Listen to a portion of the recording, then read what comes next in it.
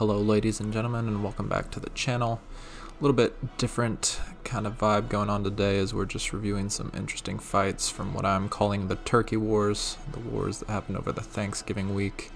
Was out of town all week in DC and spending some time with the extended family. Hope everybody had a great Thanksgiving, but we're jumping into this fight here, testing out whether Cable can handle this buffet Silver Surfer with max despair. And by testing, I really do mean testing. I was kind of theory crafting it, and I figured I could keep 7 debuffs up on him at all time. So, go in here with Cable, parry heavy.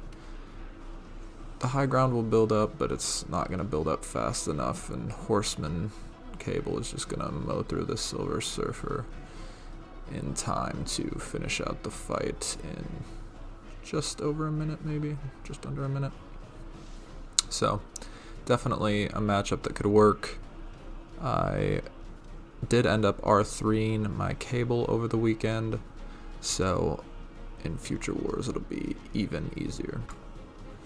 Next up, we have a fight against Elsa Bloodstone on EMP mod. I think it's node 24 on the left side. And we're just going to be going in here.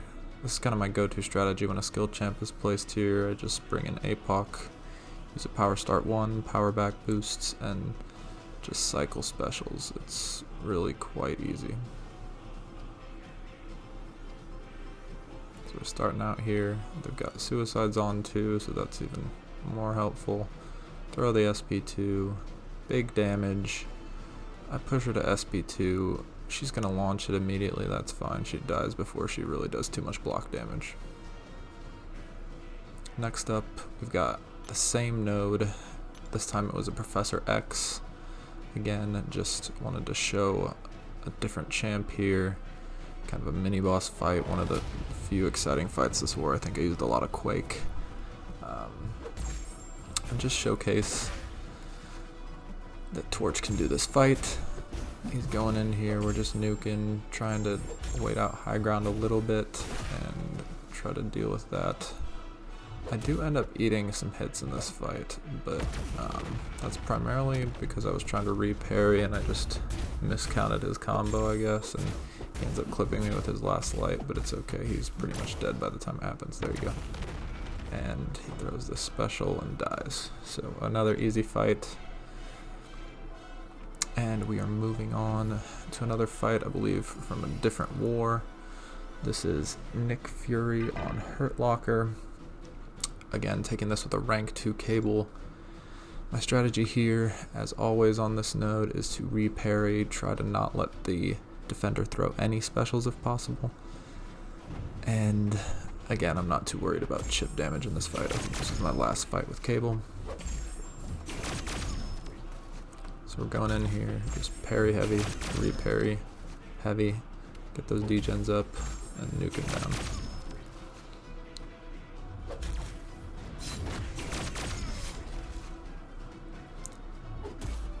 Just while we're watching this fight unfold, again, just wanted to touch on the fact that over the Thanksgiving weekend we had a couple wars actually, and as an alliance we did okay. I think we won a couple and lost one. The season has been a little bit up and down for us as we try to work through map 8 and prioritize prestige or war, or figure out what we're kind of trying to do, but just trying to do our best to clear the map, clear our fights without dying, and keep pushing. This fight's almost over. We are kind of getting some chip damage at this point. I'm in the corner, so I throw the SP3 just to get off the wall. Still feel like I have this fight in the bag. I'm just going to come out of this and hold block, and I'm gonna take chip damage, but again, I'd rather take some block damage and survive than try to dex and have him throw a special, go unblockable, and potentially lose the fight. So throw that last heavy there, and he kind of dies, and that's that. So again, clean mini boss fight on Boss Island, and I think we are going to move on from that fight to an America Chavez on the opposite side of Boss Island in another war, just using Torch. America Chavez is kind of an interesting defender in that she has a couple different things going on that can make her difficult. The first is her different zones. She can go unblockable, she can reflect some damage, so there's a lot you have to watch out for. I'm not using Nova Flame here, one, because I don't have it, and two, because I want to be able to stun her. So we're baiting out the SP1s, just going in, trying to get as many incinerates up as possible, and bait out these SP1s. She's going to get a lot of power.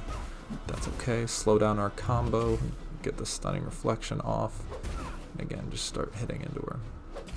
Now she's approaching this SP2, and what you want to look out for when she gets the SP2 is what zone she activated last. If it is the purple negative zone, she will be unblockable. So we see there it was not the purple one, it was the orange one, so we're good to block some of this in Dex.